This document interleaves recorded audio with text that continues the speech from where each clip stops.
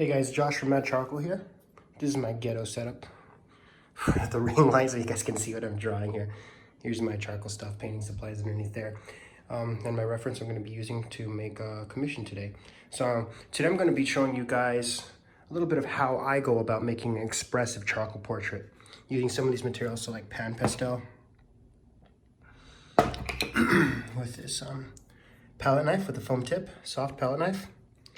And blending stump, piece of General's charcoal, Kneaded Eraser, maybe the charcoal pencil, and a couple pieces of willow charcoal down there. And that's it. That's all you really need. Maybe a detail eraser. So, without further ado, let's get into it. So since my my blending stump is so dirty already and it has so much charcoal on it, I could use it as something to sketch with if I don't want to get too dark with it. And I just want to put up some guidelines and stuff like that. So what I'm going to do now is mark my page on how high and how low I want to go with the drawing.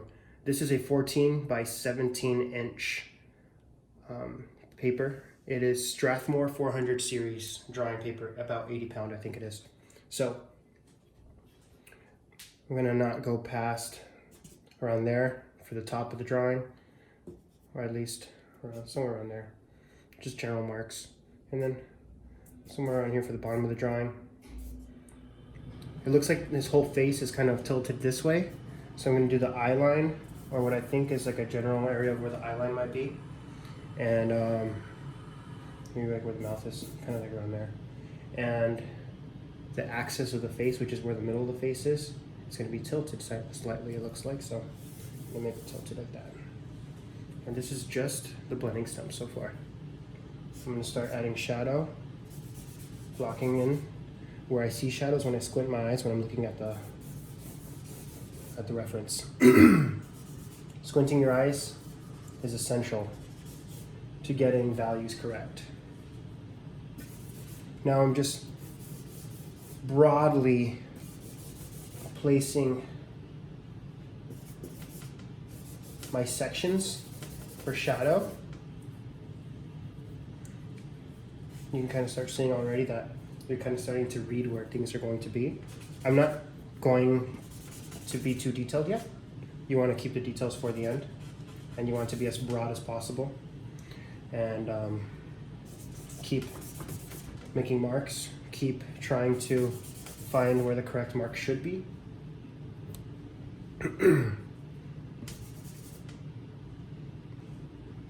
So as I squint at my reference, I'm squinting at my drawing to see the values and to see what should be darker, what should be lighter. But for now, here's the Pastel now. For now, I'm just trying to find out where, or figure out where the lights and the dark should be. Trying to keep it as simple as possible, value-wise. I'm trying to keep it within the 2 to 3 value scale for now. Which means that there's 2 or 3 values you can differentiate on the page at the moment. Every now and then I try to use some guidelines for angles. They're not lines that are actually there, but in the reference, but they're lines that are going to help me locate where things are in relation to each other. They're crucial. But eventually, the more you work on the drawing, the more they'll disappear. So you don't have to worry too much about being too neat with them. So maybe for the side of the edge of the mouth right here, or the side of the cheek.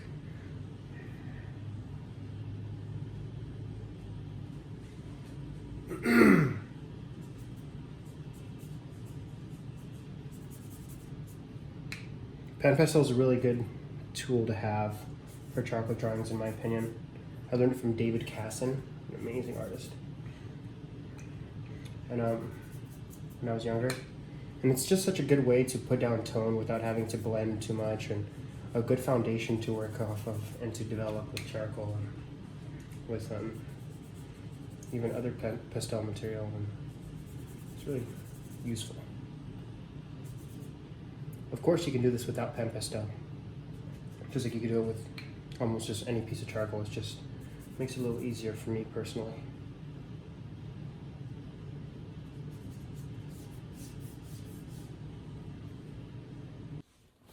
So I've pushed the values a little further. Now what we're gonna do, I'm gonna take a paper towel and start to wipe around my drawing. Not too hard. Just kind of lightly go over that like that, so that, or maybe you could even use like a cheap 2-inch brush. Just kind of rub it around like that. And it'll take the charcoal and create it, like kind of unify all the values, but not too much to the point where you can't see where the shadows and lights are gonna be. Now I'm taking my kneaded eraser. I'm gonna start to block in my lights where I see the lights should be. I'm not gonna be too concerned yet with the details, but kind of the general area. Once again, squinting, of course, as I work.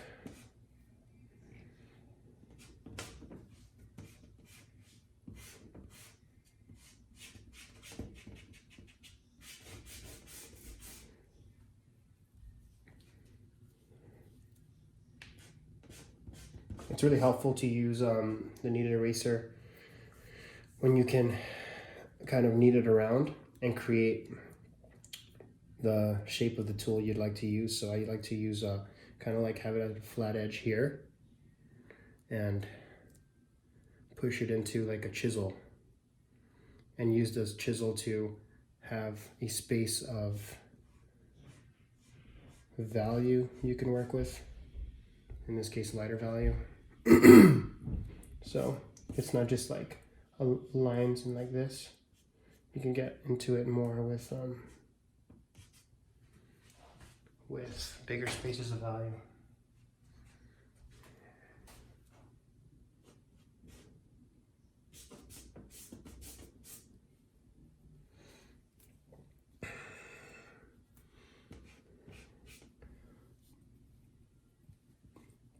It's really important to be sensitive of the changes in values. If you have a value that's much too dark against a value that's much too light, you're going to start developing a drawing that might look unrealistic or a bit less skilled looking, a little amateurish if you have too drastic of values, or if you have values that are just not the right range or the right distance from each other. Sometimes something as simple as just blending together the values will lessen the extremeness, or what's a better word for that? How extreme the values are when they shouldn't be as extreme as they are. You can kind of take care of that with blending the whole drawing together. Also creates like an atmospheric effect. Coming back in with the pan pastel again and defining the darker shadows.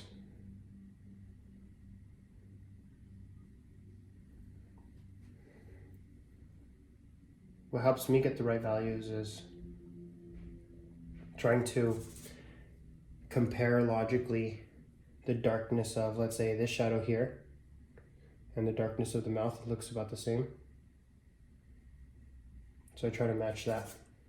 If I just try to match the darkness of the mouth compared to this part of the mustache here, or where the beard will be, and then I just try to match this part of the darkness of the eyebrow here compared to the forehead, then these values might look different. But if I look at the photo, the values look the same here and here. So I try to match that throughout the whole drawing, not just whatever's next to the drawing, or whatever's next to the part I'm working on, if that makes sense.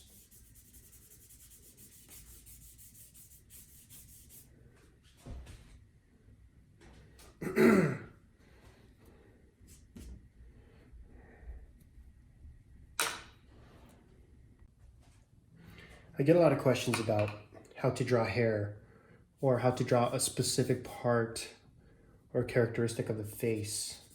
And for almost everything, and I say almost because the eyes can change a little bit, but for almost every part of the face, you can use the same principles to draw it realistically or to draw it accurately.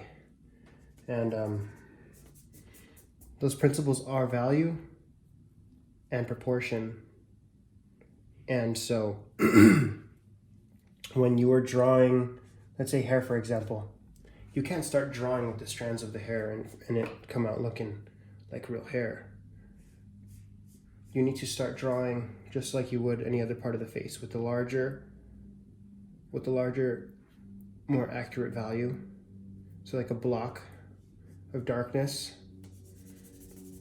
and then start to work in, maybe if there's like a highlight here, a larger highlight if you're squinting your eye, start to work in that and then build the values and build the proportions. After the values and proportions are built pretty accurately, then you can start adding maybe a strand here or there on top of the drawing. It'll look a lot better than if you're just drawing straight strands of hair. So now I've been pushing the details a little further with the proportions and the values in the right place. A good technique that I use, a very useful technique that I use, is having less details in the shadows and more details in the lights. If you have less details in the shadows and more details in the lights, it'll draw the mind or draw the eye toward the light, because people naturally look toward lit areas and not in shadow areas so they can see more detail, because light helps you see. So if you leave things out of the shadows, the details out of the shadows, and you put a lot of details into the light, you'll get this cool effect that's kind of surreal in a sense, but a more natural look in the sense that it'll just read better. It's really hard for me to explain personally, but it'll look more natural because the shadow areas, which we as humans tend to see with less detail, are less detailed, and the light areas where we as humans tend to see more detail and pay more attention to is more detailed. So that kind of gives the drawing a more gratifying appearance. So that's why I spend most of my time in this lit area, with like the wrinkles and stuff a little bit. And these other darker areas I try to just stay away from, since pretty much the beginning stages, the beginning sketch stages. Except I might pop in a little bit of a reflected light there. Gives it a little bit more of a vibrant feel.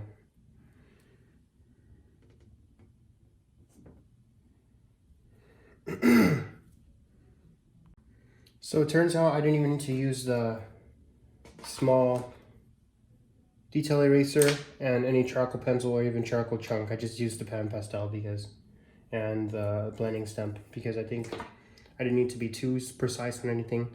I'm going to leave it like this, a little bit looser, a little bit more expressive, but this is a little bit more towards the realistic end of my own style.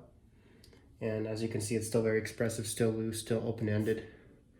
But I hope you gain a little bit of knowledge and a little bit of understanding through this, even though I'm bad at explaining things. My apologies. But for more tutorials and for more insight, subscribe to my YouTube channel, Mad Charcoal.